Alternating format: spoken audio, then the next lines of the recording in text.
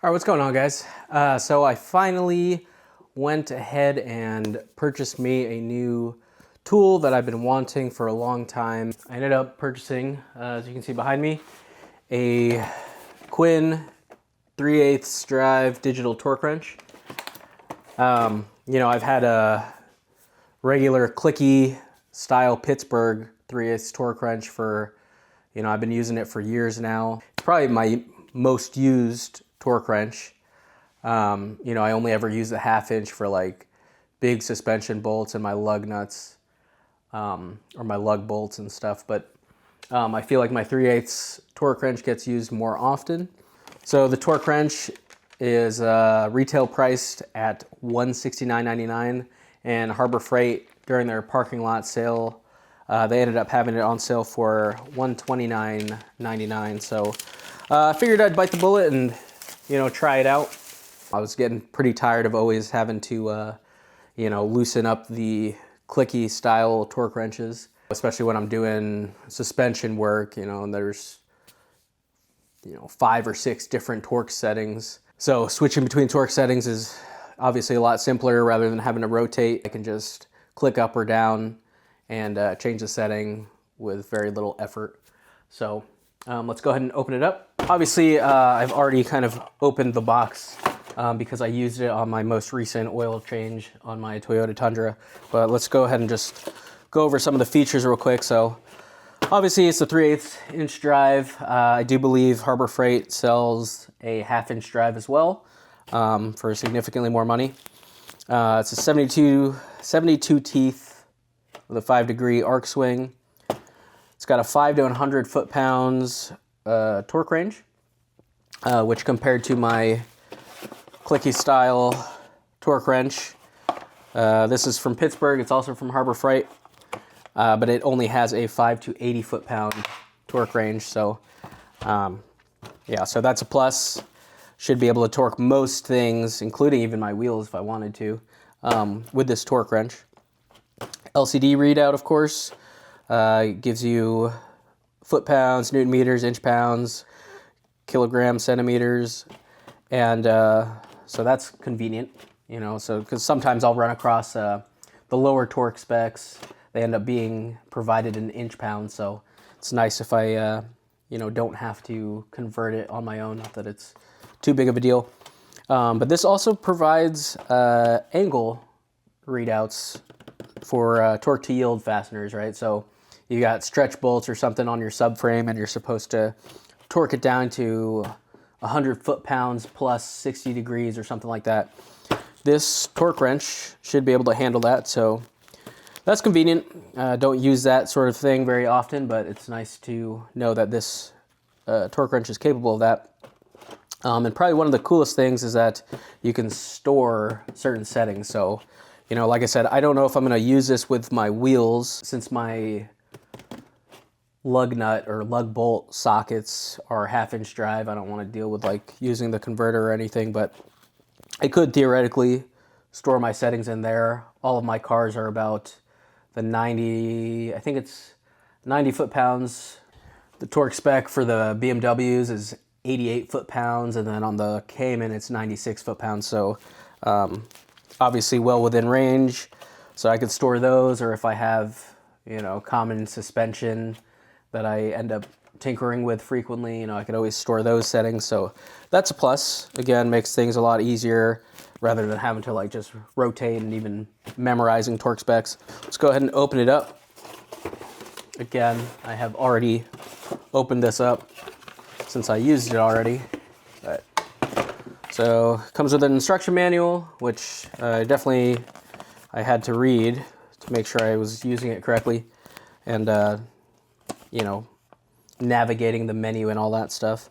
It's got a certificate of calibration, so it's got a deviation of plus or minus 3% for clockwise and plus or minus 4% for counterclockwise. I don't personally ever need a torque wrench for loosening, but that's cool if you have like left-hand threaded bolts or whatever. So that's cool.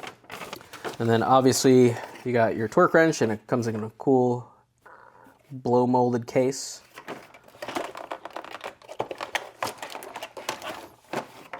It does run on 2 AA batteries, which it does come with. You just insert them here. It's gonna break my fingernail. You just loosen this cap right here, and then cap comes off, and then your batteries come out. So nice and simple.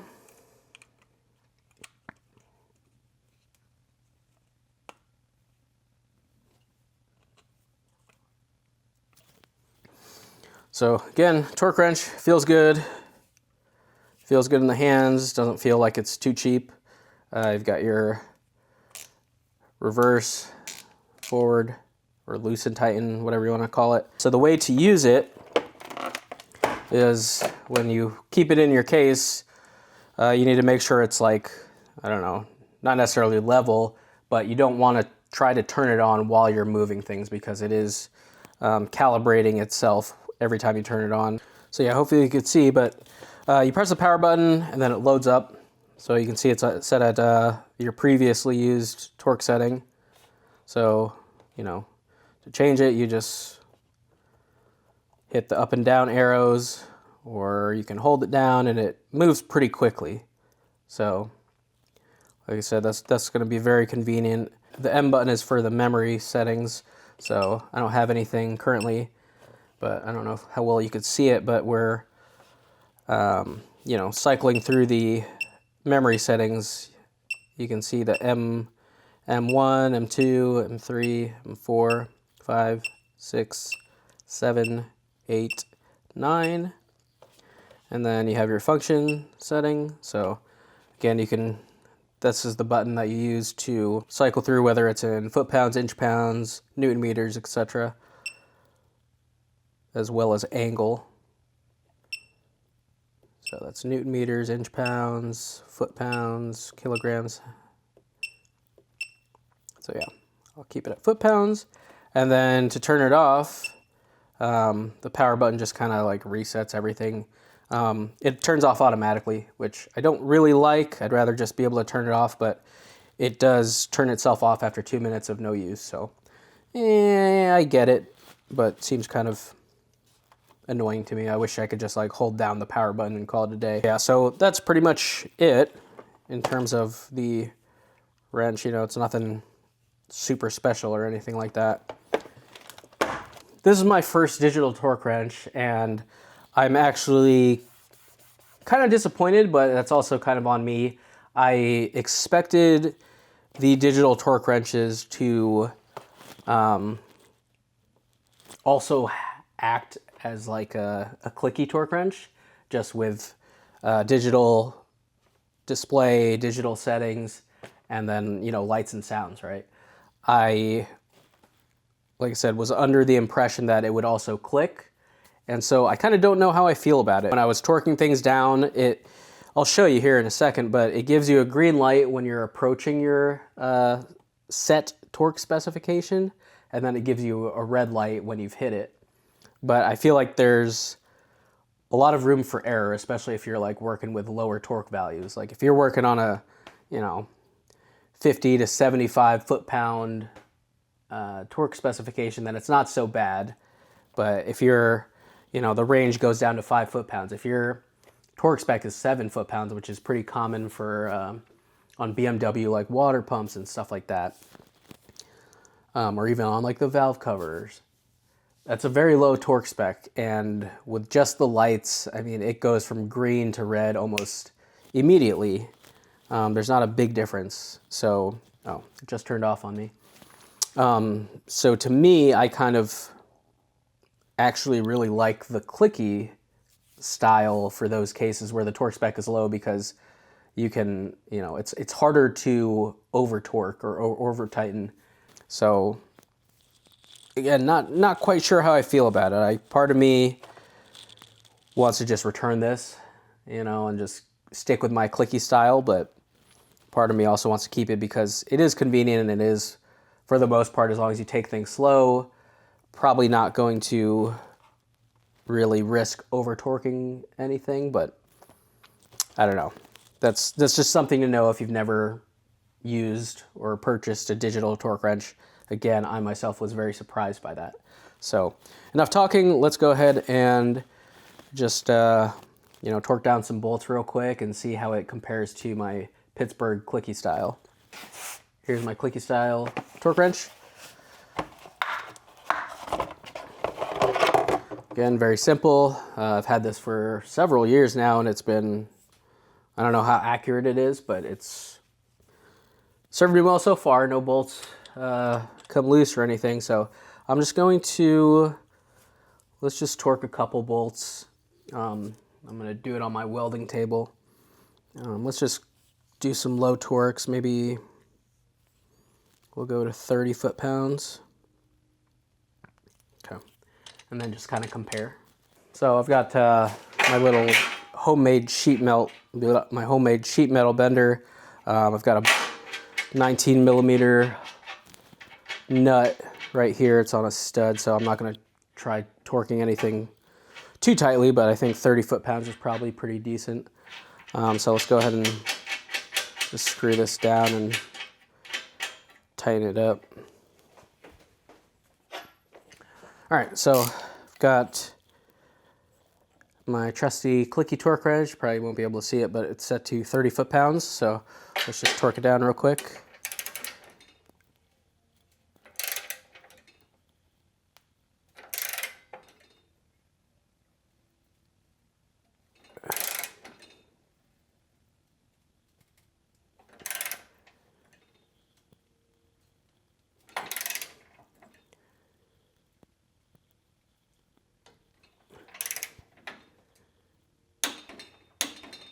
See, man. So that's 30 foot-pounds. I just love the click, man. Like, it's just so much nicer, to stop and just prevent over torquing. But so that's 30 foot-pounds. Let's just go and loosen it up real quick.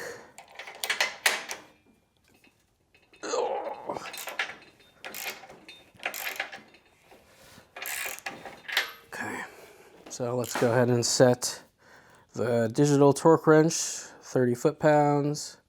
See, so it adjusts pretty quickly. So,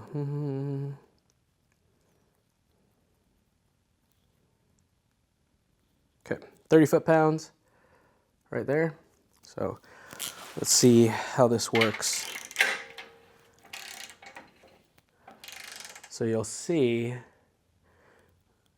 so it's cool because on the display, it displays how much torque you're currently applying. So right now I'm applying about 10 foot-pounds. So that's pretty cool. But as we start tightening it up, the green light will start to light up. We're at 16 now. So that's kind of nice. Like, I mean, it will obviously help prevent over torquing as long as you're paying attention and going slow, which you should be. So there's a green, we're getting close, and 30, right? See what I mean? Like, I don't like that the click isn't there, right? There's no mechanical stop to prevent me from tightening things down. Okay. So that's it, right? So, like I said, the green will light up as you're approaching your torque spec, and then it'll beep red at you, or it'll light up red and beep at you as well to indicate that you've reached your torque specification. We're just gonna do it one more time.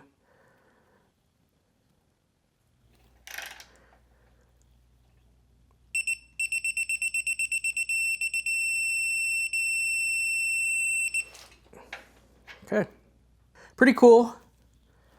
So hopefully that quick demo was enough to just, show you how it works and stuff.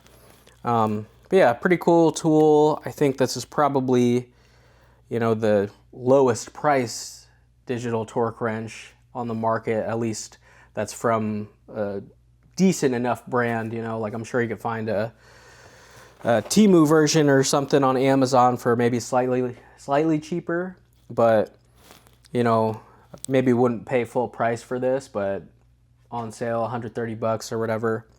That's not too bad. Yeah, again, I don't know how I feel about digital versus the clicky style torque wrench.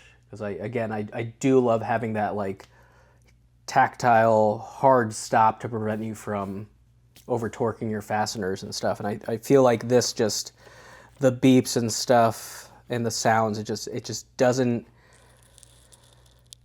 give you enough of a warning, maybe. I don't know. I'm assuming they exist, right, where it's like a combination digital and clicky style version. Maybe they don't, but it'd be really cool if they did. So yeah, I don't know. I don't know if I'm going to keep this. I don't know how much I'm going to really use this, because it really does scare me in thinking that I'm over torquing or not quite hitting my spec. Because if you saw, you know, I was approaching 30 and then it starts to beep red when you're around 30 foot-pounds, but it's not necessarily, you know, I don't know if you caught it, but it's kind of on and off. So, you know, until you start to get over 30 foot-pounds or over your torque spec, where it starts to really hold that beeping sound. So again, you know, it's not the most accurate thing in the world, but I don't know. I think it just leaves a lot more kind of guesswork versus the clicky style. It's sort of just one and done. You know, once it clicks, you're good to go. So I don't know. Like I said, not sure if I'm going to keep it, but hopefully this helps you, you know, make some informed decisions, decide if you're whether or not you're going to purchase this. You know, not sure if I'm going to keep mine or not, but it's cool to have, cool to use. I could definitely see it being useful if I do decide to keep it, but again, I'm just going to have to decide where my comfortability level is, I guess. But anyways, hope that was helpful for you guys. Thanks for watching. Peace.